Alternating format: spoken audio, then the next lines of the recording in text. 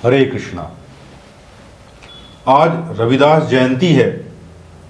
रविदास जी आध्यात्म के आकाश में एक अनूठे सितारे हैं और रविदास जी का जीवन हमें अद्भुत प्रेरणा शक्ति प्रदान करता है, अद्भुत आनंद प्रदान करता है। बहुत सारे लोग होते हैं जिनके जीवन में एक प्रश्न होता है कि हम तो भाई साहब हम नौकरी करते हैं, हम फलाना काम करते हैं, हम ढिकाना काम करते हैं, हम भगवान की भक्ति कैसे कर सकते हैं। तो ऐसे समस्त लोगों को रविदास जी के जीवन से प्रेरणा लेनी चाहिए कि रविदास जी स्वयं चर्मकार थे और पूरे जीवन वो अपना कार्य भी करते रहे।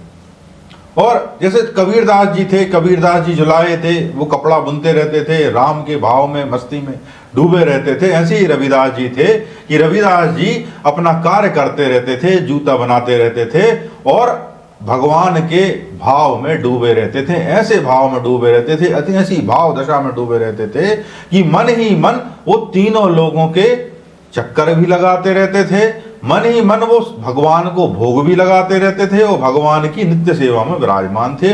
और ऐसी अद्भुत भाव दशा थी।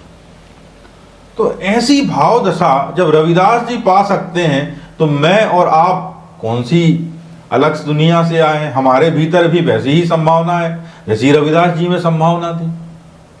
तो लोगों में ये अक्सर ये प्रश्न होता है कि ऐसा तो हो ही नहीं सकता क्योंकि मैं तो किसान हूं साहब और मैं किसानी छोड़ के कोई भजन थोड़ी करूंगा। बोले साहब मैं तो फलाना छोटा सा किसान वो दुकानदार हूं, सब्जी बेचता हूं। बोले मैं भजन करने के लिए मेरे पास टाइम कहां है। तो जब भी ऐसा प्रश्न आपके दिमाग में आए तो बोले साहब रविदास जी का जीवन ऐसा कैसे हो गया कि वो भजन की, आनंद की और ज्ञान की ऐसी अवस्था को पा गए कि वो उन्होंने वो सब देख लिया, सब जान लिया जो अधिकतम पाया जा सकता है। और रविदास जी ने ऐसे ही रहते हुए ऐसी ही स्थिति में वो सब पा लिया। और आप और हम जो है ये सोचते रह जाते हैं कि अभी तो मुझे दुकानदारी करनी है, अभी तो मुझे ये करना है। तो ये सब बहाने हैं। क्यों? क्योंकि ऐसा तो संभव है ही नहीं कि कभी कोई काम छूट जाए और ऐसा कभी होगा नहीं कि ऐसी स्थिति आ जाए कि अब कोई जिम्मेवारी नहीं है और अब सीधे भजन मंडल करना है।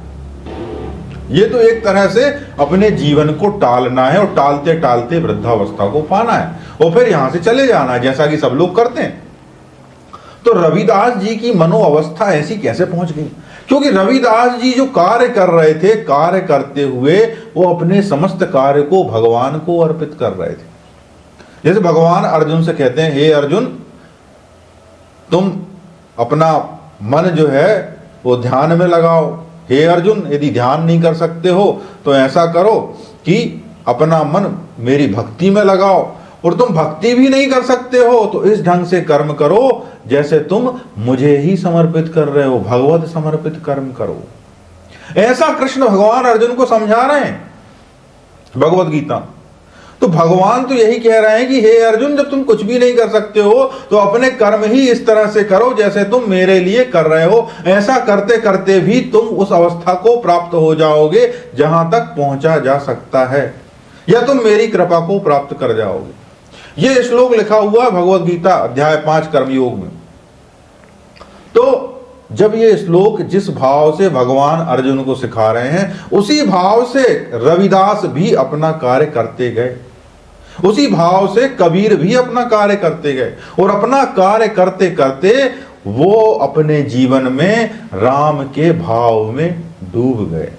तो ऐसा कहते हैं, रविदास जी कहते थे कि मन चंगा तो कठौती में गंगा। उनकी कठौती का मतलब बहुत सारे लोग नहीं समझते होंगे। जो चमड़ा होता है, चमड़े को एक पानी में गलाया जाता है और फिर चमड़े की सफाई की जाती है। तो पुराने जमाने में की फैक्ट्री तो होती नहीं थी, तो जो लोग चमड़े का काम करते थे उन्हीं लोग के पास गाय भैंस की चमड़ी आ गई। गाय भैंस की चमड़ी आके उसके बाद कठौती में डाल दी। वो कठौती जो है डली डली धीरे धीरे उसको फिर सुखाया, सुखाने के बाद फिर उससे जूते चप्पल बनाए जाते थे। तो आप सोचो कि जहां चमड़ा गलाया जाता हो वो कितनी गंदी वस्तु रही होगी और वहां कितनी दुर्गंध आती होगी। और ऐसे पानी में कहा गया है कि मन चंगा तो कठौती में जंगा, मतलब मन चंगा कि तो कठौती में गंगा। मतलब यदि आपका मन साफ हो गया तो आपकी कठौती में भी गंगा स्नान जैसी स्थिति आ गई, गंगा जैसी पवित्रता आ गई। ये इतनी अद्भुत बात कही हुई है कि कि एक व्यक्ति जो कोई सा भी कर्म कर रहा हो वह व्यक्ति भी उतनी सिद्ध अवस्था को पा सकता है। तो ऐसी कथा है कि एक बार काशी नरेश जो थे वो रविदास जी से मिलने आए। काशी नरेश की रविदास जी में बड़ी श्रद्धा, तो बढ़िया सफेद कोट वोट पहन के रविदास जी से मिलने आए। अब रविदास जी उस समय क्या था, अपना कार्य कर रहे थे और उसके बाद भगवान का चरणामृत बांट रहे थे। तो वो पानी जो उपयोग करते थे वो अपनी कठौती से ले लेते थे, आसपास जो पानी था वो ले लेते थे। तो उनने पानी का चरणामृत बनाया और जो काशी नरेश वहां पहुंचे, बोले साहब ये चरणामृत है भगवान का। तो काशी नरेश ने उनके सामने अंजलि में भरा और धीरे से अपने कोट में ऐसे डाल दिया। अब साहब कोट में जो है थोड़ा सा दाग लग गया। अब जब काशी नरेश महल पहुंचे तो उनने देखा कि कोट में जो है थोड़ा सा पीला पीला दाग लग गया। तो काशी नरेश ने अपने जो भी कपड़े उनके धोते होंगे उनको बुलाया और उनसे कहा देखो भाई ऐसा है, इसको साफ कर दो। अब वो जो धोबी है उसने ध्यान नहीं दिया। अब वो कोट को ले गया घर।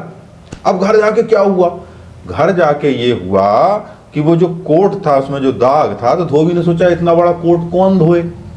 तो उसने जो है उस कोट के दाग को मुंह से ऐसे खुरच दिया।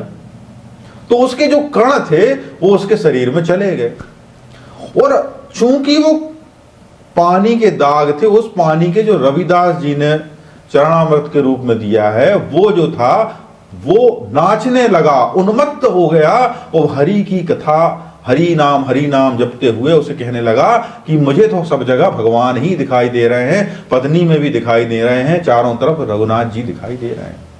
तो पत्नी जो थी उसको बड़ा आश्चर्य हुआ कि ये क्या हो गया मेरे पति को। तो वो फिर बाद में महल पहुंची, बोले महाराज क्या कर दिया है, मेरा पति तो पागल हो गया है और वो जो है अब काम धाम नहीं कर रहा है, वो जो है वो राम राम करता हुआ नाच रहा है। तो काशी नरेश तो सन्न रह गए।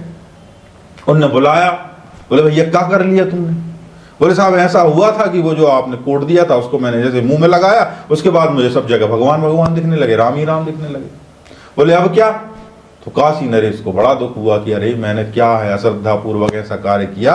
यदि मैं उस समय उस चरणामृत को ग्रहण कर लेता तो जब धोबी की ये दशा हुई तो आज ये मेरी दशा भी हो जाती। तो ऐसी अद्भुत ज्ञान की दशा में रविदास जी रहते थे।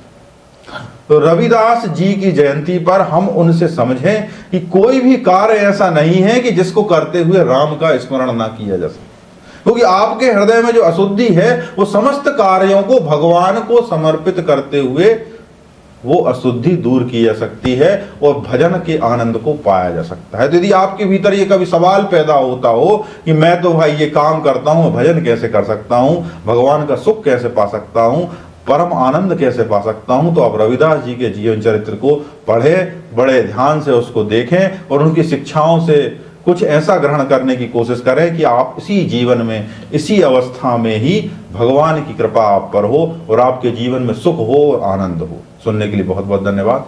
हरे कृष्ण।